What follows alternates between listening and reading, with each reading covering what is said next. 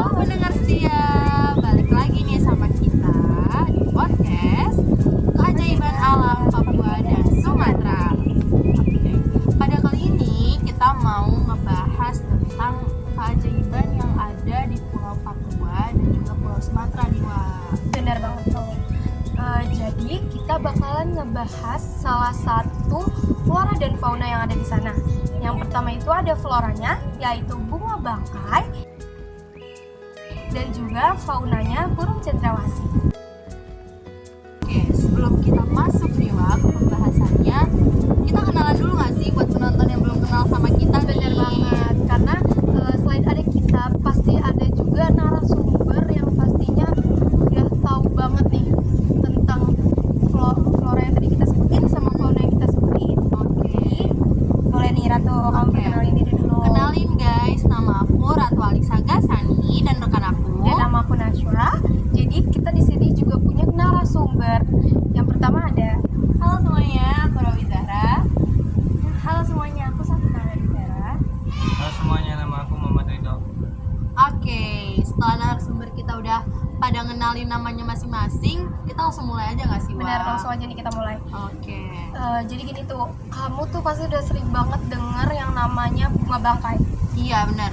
Pernah sih aku ya dengar. kan? Itu kamu pasti tahu banget kalau bunga bangkai ini pasti punya bau yang kayak menyengat Oh banget, iya, yang enak banget. baunya busuk gitu ya. Iya. Oh iya. Bau busuk. Nah, tapi kamu tahu nggak sih ciri-ciri lain, terus asalnya juga dari mana? Belum tuh, aku belum tahu. Nah, Makanya itu, Wak, kita ngundang mereka nih ke sini biar kita cari tahu kan apa aja.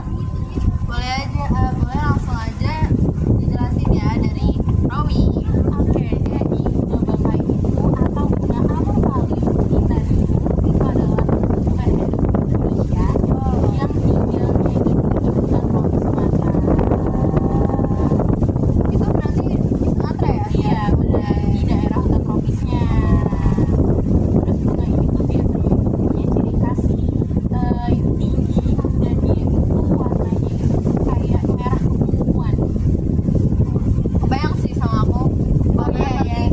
Bukan gitu ya. Iya, betul. Dan tingginya itu terdapat 3 meter. Berarti Di bawah itu dan bunga ini seperti yang tadi kalian bilang juga, bunga ini tuh terkenal dengan baunya yang menyengat. Jadi kenapa baunya tuh menyengat itu, tahu nggak sih kalian kenapa asal usul ada bau itu? Mungkin karena dari ciri khas dari bunga sendiri itu kali ya, jadi kayak emang udah dari sananya terdapat mungkin ada unsur-unsur dari bunga tersebut yang membuat dia tuh jadi menyengat gitu baunya. Dan jangan salah juga nih, karena baunya yang menyengat ini itu mengundang serangga untuk hinggap di bunganya itu. Makanya bunga itu tuh ngalamin yang namanya proses penyembuhan. Oh, jadi serangga-serangga itu tadi datang untuk ngelakuin penyerbukan ya, Wi, di situ. Terus, Wak, gue pernah dengar nih, lo tau nggak sih bunga rafflesia? Tahu yang Miripnya hampir Iya, sama iya. sih, makanya gue bingung nih apa perbedaan dari bunga rafflesia sama bunga bangkai. Kalau bunga rafflesia kayak kita tahu dari bentuknya aja tuh sebenarnya udah beda banget sama bunga bangkai. Kalau bunga rafflesia sendiri itu lebar ya, terus kayak agak lebih kelopaknya tuh lebih banyak. Sedangkan kalau bunga bangkai sendiri dia itu tinggi dan bunga itu kayak pucuk gitu. Jadi berarti kalau misalnya bunga bangkai itu tinggi, kalau misalnya rafflesia itu lebih melebar. Iya. Iya. Terus apalagi nih yang mau kalian tambahin, guys? Nah, aku mau ngasih tahu fakta uniknya nih, bahwa bunga bangkai itu bisa bertahan hidup hingga 30 sampai 40 tahun. Kayak manusia? Iya. Lama banget ya. Berarti kayak umur orang tua kita nggak sih? Iya. Kalian juga harus tahu lagi bahwa bunga bangkai dapat menghasilkan buah. Kalian baru tahu kan? Baru tahu sumpah. Itu kira-kira buah apa tuh, Nak? Tahu nggak? Aku sih belum pernah lihat ya, tapi setahu aku tuh waktu itu bunganya namanya warna merah, buahnya tuh waktu warna merah itu sih. Aku mau nanya deh, Nak. Itu kira-kira bunga bangkai itu ngasilin berapa banyak sih buahnya? Oh, kalau itu Jadi ini bunga bangkai itu butuh proses dalam sebulan itu dia itu menghasilkan 400 buah dan di dalamnya ada 2 biji. Oh, jadi mereka setiap buahnya tuh ada 2 ya, isinya lagi, ada isinya lagi ya dok. Iya. Itu ciri-ciri buahnya sendiri gimana tuh? Kalau yang udah matang itu emas, terus oranye, terus yang paling udah matang banget itu warnanya merah tua. Oh, jadi kalau misalnya buah dari bunga bangka itu sendiri, pernah nggak sih kayak kita umumnya kita temuin itu, pernah nggak sih? Atau emang dia buah yang jarang ditemuin? Jarang sih. Dan itu emang kayak orang-orang awam juga pasti belum tahu itu ya. Iya. Kita aja baru tahu ya bisa ngajar ya. 400 buah lagi. Satu bunga 400 buah tuh kayak ternyata keren Ya, banget. keren. Oke, jadi tadi kita udah ngebahas, udah nyari tahu nih tentang bunga rafflesia. Wah, lanjut kita Kita ke kemana faunanya nih? dong. Oke, ke Jadi faunanya. kita punya satu topik itu fauna dari Pulau Papua tuh ternyata. Aku tahu deh kayaknya. Apa tuh? Aku mencoba tebak. Apa? Burung bukan? Benar banget. Oke, tapi aku kurang tahu nih burung apa yang lebih spesifik di Papua tuh apa tuh? Nah, makanya kita kan udah punya 3 narasumber Ya, nih. oke, boleh dong dijelasin siapa nih?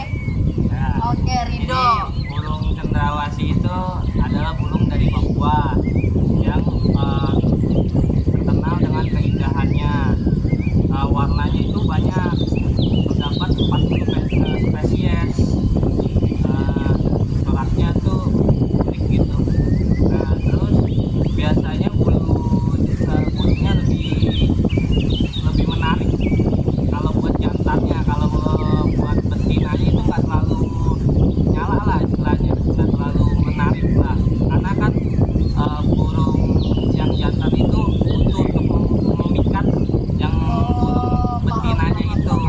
Oh, jadi mereka sendiri tuh kalau misalnya dari bentuknya tuh mereka kira-kira gede, termasuk burung yang gede atau enggak gitu sih dok? Aku sih coba jelasin kali ya.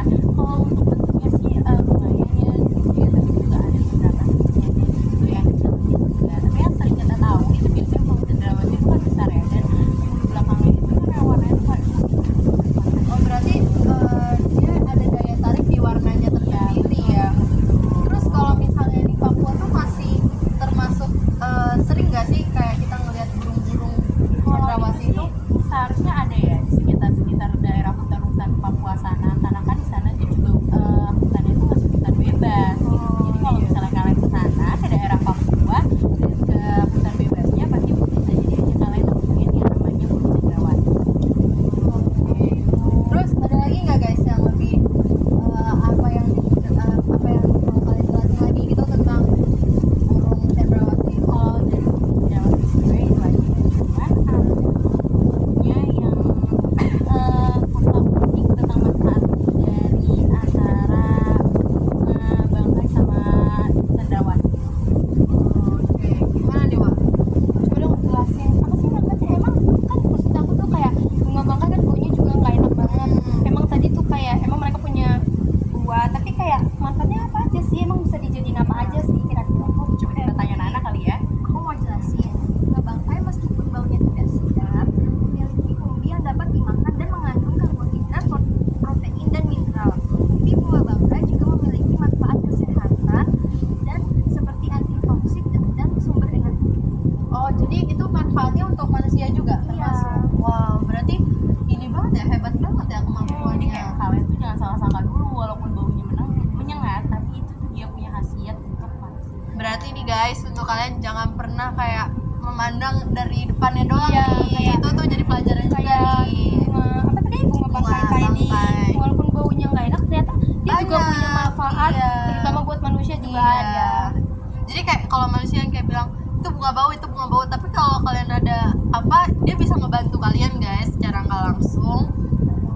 Nah, terus kalau tadi kan kalian udah ngejelasin nih manfaat dari Bunga bangkai itu. Kalau misalnya burung cendrawasih punya manfaatnya itu kan nggak sih? Burung cendrawasih juga punya manfaatnya. Nah, Apa? gitu, salah satunya itu adalah dia itu salah satu hewan yang bisa menjaga ekosistem hutan. Jadi maksudnya gimana Bu? Jadi kayak semacam rantai makanan gitu loh. Jadi dengan adanya dia, rantai makanan di hutan juga seimbang. Dan juga mereka itu juga membantu yang namanya menyebarkan biji-biji dan menghasilkan kotoran yang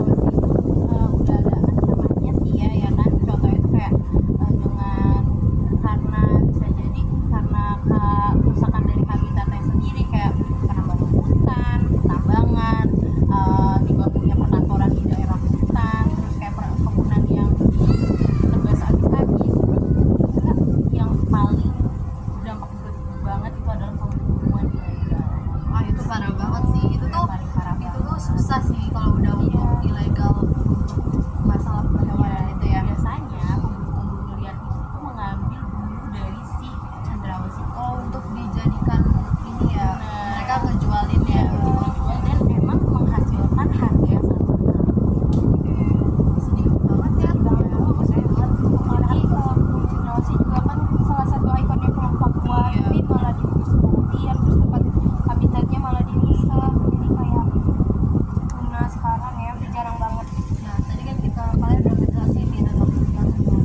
Terus kayak ada nggak sih ya cara kita tuh biar mencegah supaya itu nggak terjadi tuh gimana sih guys? Paling sih kita tuh harus menjaga ekosistem ya, harus menjaga spesies hewan-hewan yang hampir-hampir punah juga, contohnya cendrawasih gitu, karena kan kayak itu udah menjadi ikon di Papua, apalagi di negara kita nih, di Indonesia.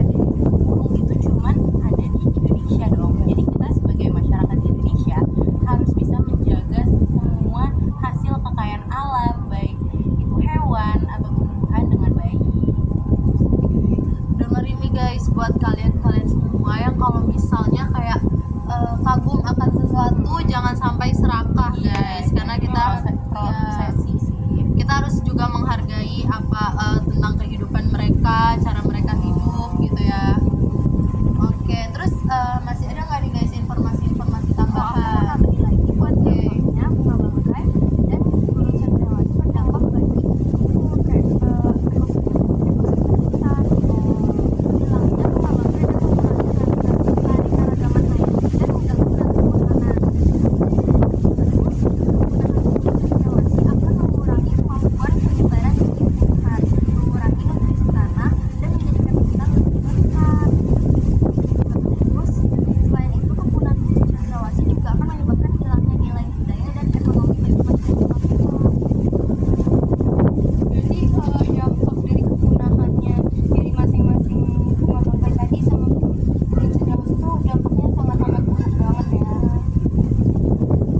Ya deh, kalau kayak gitu Ada tambahan nih untuk Apalagi nih, peran Do? menjaga dalam kepunahan mereka itu.